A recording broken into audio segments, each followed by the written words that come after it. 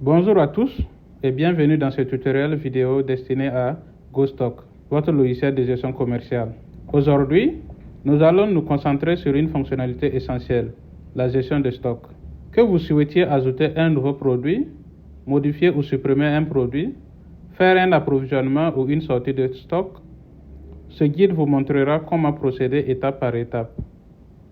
C'est parti pour un tour d'horizon complet qui vous aidera à optimiser la gestion de votre inventaire et à rendre votre quotidien plus efficace. Assurez-vous de suivre attentivement chaque étape pour tirer le meilleur parti de GoStock. Pour gérer le stock, il faut d'abord aller sur Stock, puis sur Produits. Vous trouverez donc la liste de vos produits qui sont sur GoStock. Pour gérer cette liste, vous pouvez d'abord passer par la pagination. Par défaut, la liste est paginée par page de 10 produits. Cela dans le but d'optimiser la gestion des produits. Vous pouvez aller à la page suivante, étape par étape. Vous pouvez revenir à la première page. Vous pouvez changer le nombre de produits par page. Vous pouvez passer par exemple à 25 produits par page. Ou vous pouvez par exemple décider d'afficher tous les produits en même temps. Vous pouvez aussi chercher un produit en particulier en tapant son nom dans le champ recherché. Par exemple, dans notre cas ici, si je tape site, là tous les produits dont les noms contiennent le mot site vont apparaître. Que le mot soit au début ou au milieu, tous vont apparaître directement. Vous pouvez aussi filtrer la liste des produits. Donc, vous pouvez par exemple ordonner à partir de la désignation. Là, les produits seront ordonnés par ordre. Là, les produits seront ordonnés par ordre alphabétique. Si vous recliquez, ça réordonne dans l'ordre inverse. Vous pouvez aussi réordonner par quantité pour voir les produits qui ont le plus de quantité et les produits qui ont le moins de quantité restant. Vous pouvez ordonner par date de péremption si vous avez des dates de péremption valables, ainsi de suite. Vous pouvez aussi exporter la liste de vos produits. Donc, si vous laissez sur la pagination de 10 et que vous essayez d'exporter, cela va exporter uniquement les 10 premiers, les 10 qui sont visibles. Donc, si vous voulez exporter, il sera toujours convenable de passer à la limite à tout pour afficher tous les produits en même temps avant de cliquer sur une des options d'exportation. Les options d'exportation sont l'impression, l'exportation en PDF ou l'exportation sous format Excel. Il faut noter que dans toutes les listes, il y a toujours des options d'exportation, de recherche, de limitation, d'ordonner les listes et ces actions qui sont là, qui servent à afficher les détails d'un élément, modifier un élément, dans notre cas ici, un produit, ou le supprimer. Nous allons passer maintenant à l'ajout d'un produit. L'ajout d'un produit, c'est le fait de le créer pour la première fois dans le logiciel. Pour chaque produit, l'ajout se fait une seule fois. Pour ajouter un produit, vous pouvez d'abord naviguer dans Stock, puis dans Produits, et ensuite vous cliquez sur le bouton plus. Exceptionnellement, au niveau de la gestion des produits, vous avez 2 boutons plus, ce qui n'est pas le cas dans les autres pages. Le premier bouton plus, c'est juste pour ajouter un produit, et le deuxième bouton plus, c'est au cas où vous avez plusieurs produits à ajouter en même temps. Donc, dans notre cas, nous allons juste cliquer sur le premier bouton plus, qui est en vert, et qui existe dans toutes les autres pages où on peut ajouter des données. Ensuite, nous devons maintenant saisir les informations sur le produit. Dans notre cas ici, il y a la référence qu'on doit saisir. La référence, ça peut désigner un code que vous avez créé en interne pour les produits. Ça peut désigner un code personnel. Ça peut désigner les chiffres 1, 2, 3 pour chaque produit. Mais chaque produit doit avoir une référence unique. Ça peut aussi désigner le code barre du produit. Ici, nous avons la désignation. La désignation correspond au nom complet du produit. Au cas où la couleur même du produit peut faire la différence, vous devez ajouter cette couleur-là. Par exemple, gant vert, gant rouge, ainsi de suite, ainsi de suite. Dans le cas, par exemple, des ventes de téléphone, vous devez logiquement ajouter les caractéristiques sur le produit, telles que, par exemple, l'espace mémoire, la RAM, et ainsi de suite. Le prix d'achat, c'est le prix auquel vous avez acheté le produit. Et ici, vous devez enregistrer le prix unitaire pour chaque produit. Nous avons ensuite le prix de vente détail. Ici, le nom, c'est prix de vente détail au lieu de prix de vente parce que selon la configuration de votre boutique, il est possible que vous ayez prix de vente demi-grossiste et prix de vente grossiste. Donc, c'est la raison pour laquelle ça s'appelle prix de vente détail. Par défaut, vous allez certainement avoir juste prix de vente détail pour pouvoir l'utiliser. C'est si la configuration de votre boutique vous le permet, vous pourrez maintenant avoir les autres types de prix de vente. Ensuite, vous avez le prix de vente minimum. Ça aussi, c'est si le paramètre est activé chez vous. Là, vous pouvez par exemple dire que le prix du produit c'est 15 000, mais la personne ne peut pas vendre en dessous de 14 000 par exemple. Et ça aussi, c'est si vous avez autorisé vos employés à changer le prix du produit à la vente. Dans les cas comme par exemple les alimentations, les pharmacies, voilà, les prix ne sont pas modifiables. Donc, votre boutique aussi sera personnalisée, configurée de sorte que personne ne puisse modifier le prix pendant la vente. Nous avons l'option gérer le stock de ce produit. Cette option par défaut est à oui. Par contre, si vous voulez par exemple vendre des services, gérer vos services par exemple avec le logiciel GoStock, vous pouvez choisir non. Là, même si la quantité vous mettez 0 et que il faut obligatoirement que la quantité soit disponible avant de pouvoir vendre, ça aussi c'est une option qui sera activée ou non. Vous pourrez toujours vendre, même si chez vous il faut obligatoirement avoir une quantité avant de vendre. Tant que vous avez dit que non, ne pas gérer la quantité, vous pourrez toujours vendre même si la quantité est à 0. Et ça ne va pas ramener la quantité à moins 1, moins 2, ainsi de suite. Ici, vous avez la quantité. Par défaut, vous pouvez mettre à 0 directement, tout comme vous pouvez aussi mettre la quantité actuelle du produit. Notez que pour la gestion de la quantité, si vous avez GoStock version 2, une fois que vous allez mettre la quantité ici et puis enregistrer, le logiciel va automatiquement faire une entrée de stock que nous allons voir sous peu. Ensuite, nous avons la quantité minimum. La quantité minimum correspond au seuil de sécurité.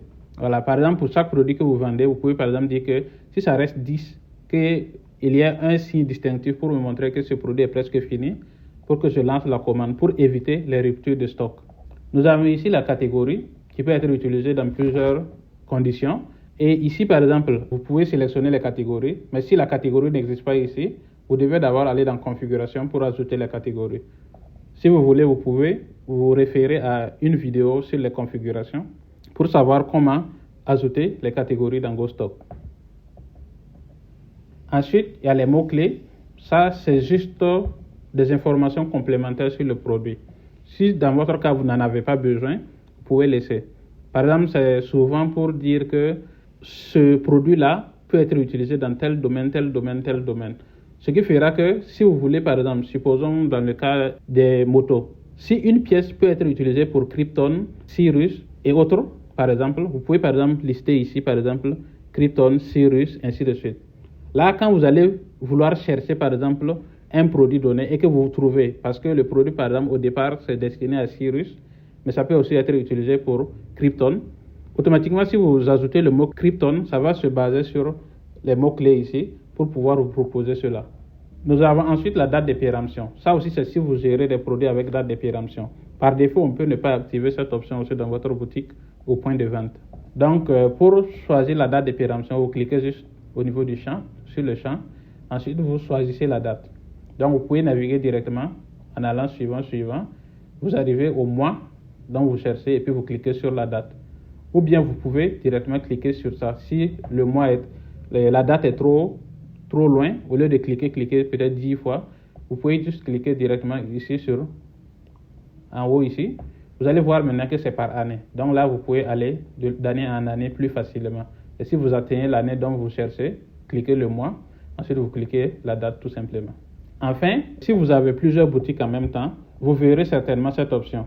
Est un produit lié. Cela permet à ce que le logiciel lui-même crée un équivalent dans les autres boutiques. Si vous êtes dans la boutique principale, pour pouvoir vous permettre de ne pas créer les produits deux fois. Et que vous puissiez aussi faire des transferts de stock en une seule fois, au lieu de faire une sortie de stock ici, ensuite aller faire une entrée de stock là-bas. Si la personne a les autorisations, la personne peut faire une sortie de stock, diriger ça vers la boutique de destination, par exemple du magasin vers la boutique de destination, et puis cela va faire l'opération automatiquement. Donc dans notre cas par exemple, nous allons essayer d'utiliser Dafani Orange, c'est juste un exemple. Vous pouvez mettre tout ce que vous voulez, que ce soit un médicament, que ce soit un produit alimentaire, que ce soit une quincaillerie et autres. Donc dans notre cas par exemple, nous allons dire Dafani Orange. Là, nous avons décidé de mettre notre référence Daphani Orange. Notez que dans la version 2 aussi, vous pouvez toujours nous faire configurer la référence pour qu'elle soit optionnelle et automatique. Voilà. Là, ça va se baser sur la désignation ou bien juste donner des références 1, 2, 3, 4. Et dans ce genre de situation, vous n'avez plus à vous inquiéter du choix de la référence de vos produits. Ensuite, au niveau de la désignation, maintenant, nous allons mettre Daphani Orange. Ensuite, le prix d'achat, comme c'est juste un exemple, nous allons mettre 1000 francs. Le prix de vente détail, nous allons mettre 1200. Le prix de vente minimum, cela est optionnel. Voilà. Par contre, si vous voulez que la personne puisse changer les prix, mais que ce soit obligatoire, là, vous pouvez choisir. Donc, je pense que j'avais déjà expliqué les champs. Donc, nous allons maintenant juste remplir. Donc, ici, je ne vais rien mettre pour que ça ne contraigne pas sur ça. Ensuite, la quantité actuelle, je mets 100. Ensuite, la quantité minimum, je dis à partir de 10 unités. La catégorie, je n'ai pas créé une catégorie correspondante forcément à ça. Donc, si j'avais créé, j'allais choisir la catégorie en recherchant son nom directement. Mais comme je n'ai pas créé, je peux laisser à tout d'abord et après, je peux créer la catégorie et puis revenir faire la jointure. Date de péremption, par exemple, comme c'est du Daphani, ça se périme. Donc, là aussi, vous pouvez indiquer. Donc, dans notre cas, on va revenir à 2024. Nous sommes en 2024 actuellement à l'enregistrement. Donc, c'est en juillet qu'on est. Donc, on va mettre par exemple décembre. Et on met le 13 décembre. Et puis, on enregistre. Après l'enregistrement, si l'enregistrement a réussi, vous allez voir directement un message en vert. Là, c'est bon, vous pouvez continuer. Mais si ce message ici est en rouge, ça veut dire qu'il y a une erreur. Il vous suffit juste de lire le message qui sera affiché, voilà, pour savoir ce qui s'est passé. Ça peut être la référence qui existe déjà, ça peut être autre chose. Donc, c'est à vous de regarder ce côté-là. Pour faire la modification d'un produit, vous devez d'abord aller sur la liste des produits. Donc, dans notre cas, nous allons recliquer. Pour aller sur la liste des produits, il suffit de cliquer sur Stop, ensuite sur Produits, et la liste des produits va s'afficher. Dans ce cas, vous pouvez par exemple chercher le produit. Pour nous, nous allons dire par exemple Daphani.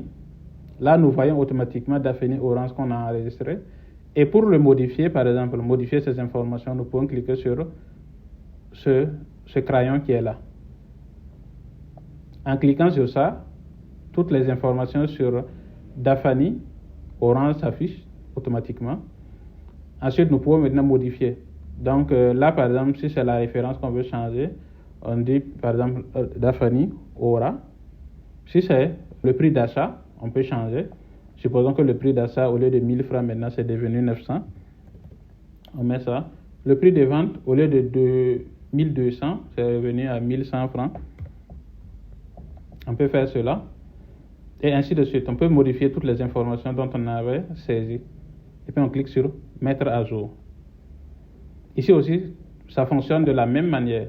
Si le message est en vert, ça veut dire que c'est bon, vous pouvez continuer.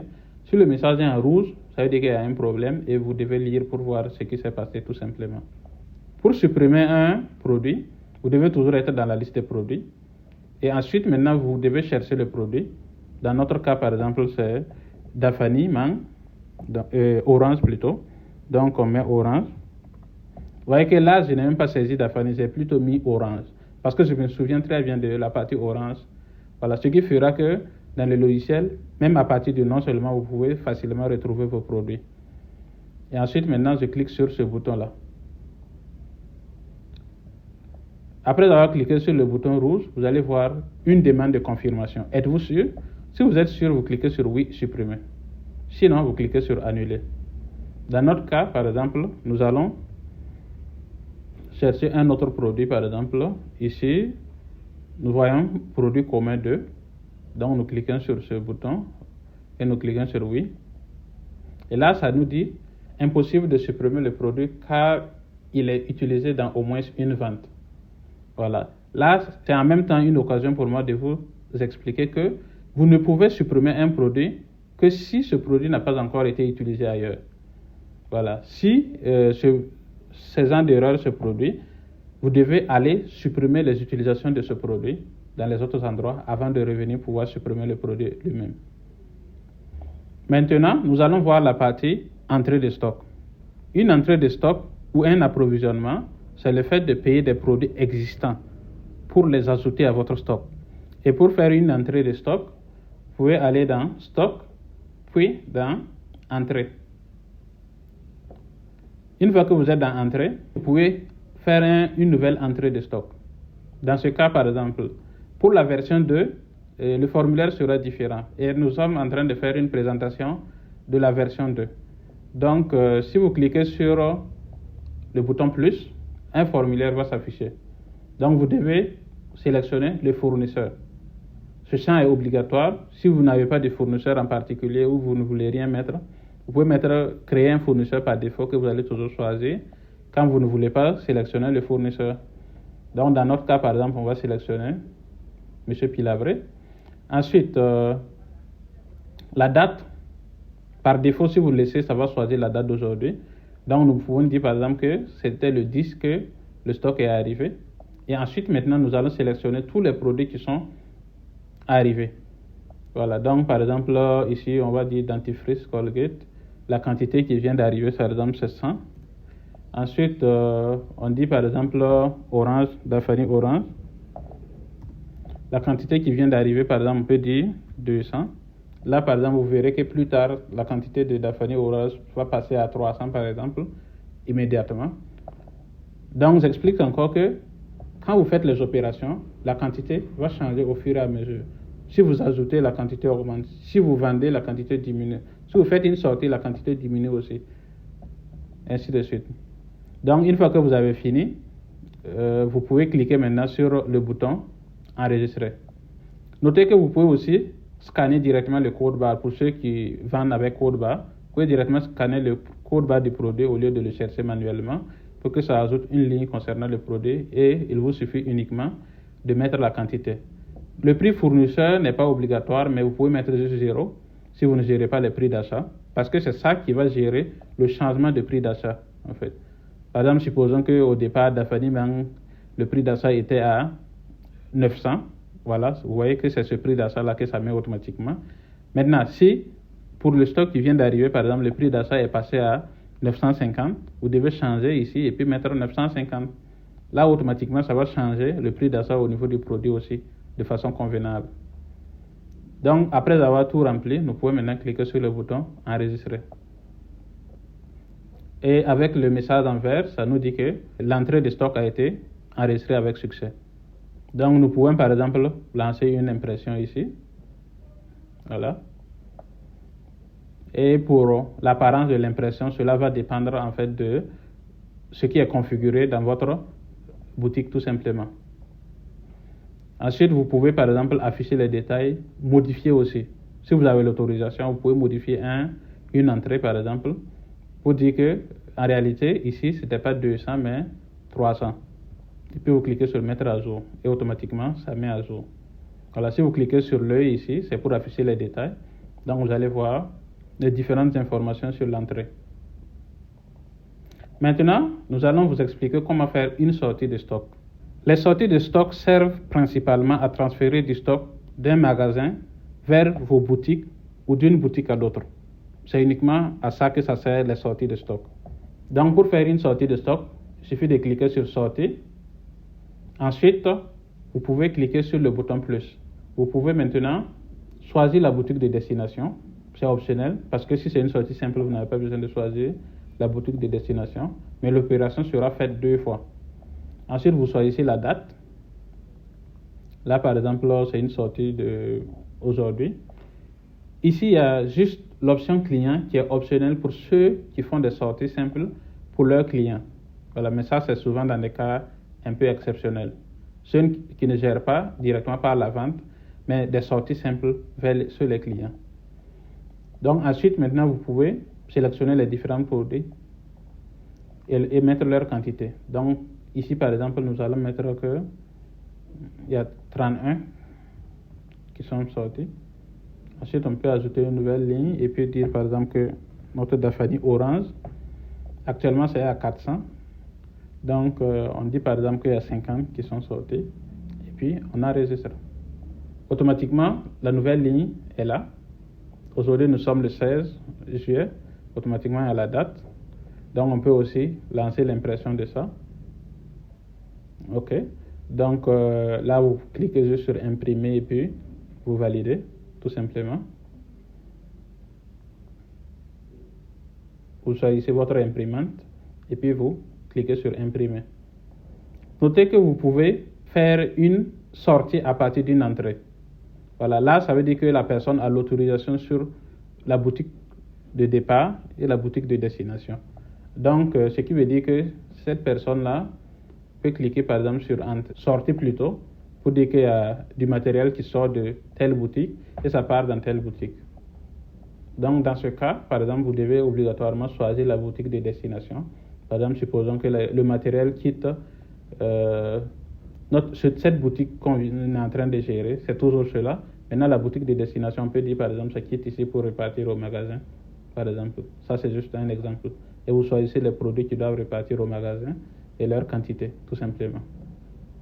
Notez que les entrées de stock et les sorties de stock, il y a deux versions qui sont disponibles. Par exemple, au niveau des entrées, si vous rentrez là-bas, vous allez voir ce bouton-là. Là, ça va vous afficher directement la liste des produits. Ici, par exemple, ça vous affiche les groupes d'entrée. De même qu'au niveau de sortie, vous allez aussi voir la liste des groupes de sortie. Donc, si vous voulez voir la liste des produits un à un, là, vous cliquez sur ce bouton-là. Ici, ça va vous afficher uniquement la liste des produits un à un. Donc, dans notre cas, par exemple, on a fait une entrée de Daphne Orange 300 et une entrée de dentifrice Colgate 100 unités. On verra aussi que ici, Daphne Orange, à la création, on a mis 100 unités. Donc, automatiquement, ça met une entrée aussi et puis ça met la quantité 100 et avec le type création produit. Si vous modifiez aussi un produit, le stock d'un produit, automatiquement aussi ça va créer une entrée ou une sortie correspondante et puis ça va mettre le type d'entrée ou le type de sortie. Cela va permettre de faciliter un peu le suivi du stock. Voilà, parce que souvent, il arrivait que certains de nos clients, ils modifient les quantités des produits, mais comme il n'y avait pas de traçabilité directe, plus tard maintenant, ça peut fausser la quantité réelle. Voilà, mais à partir de là, peu importe à quel moment tu modifies la quantité d'un produit directement, sans passer par les entrées-sorties, ça va toujours créer aussi une entrée-sortie pour garder la traçabilité de tout ce qui se passe, qui a fait quoi, et ainsi de suite. Et vous voyez qu'automatiquement, ces genres d'entrées-sorties-là, on ne peut ni modifier ni supprimer. Et voilà, nous avons parcouru toutes les étapes essentielles pour la gestion des produits dans GoStock, de l'ajout d'un nouveau produit à sa gestion.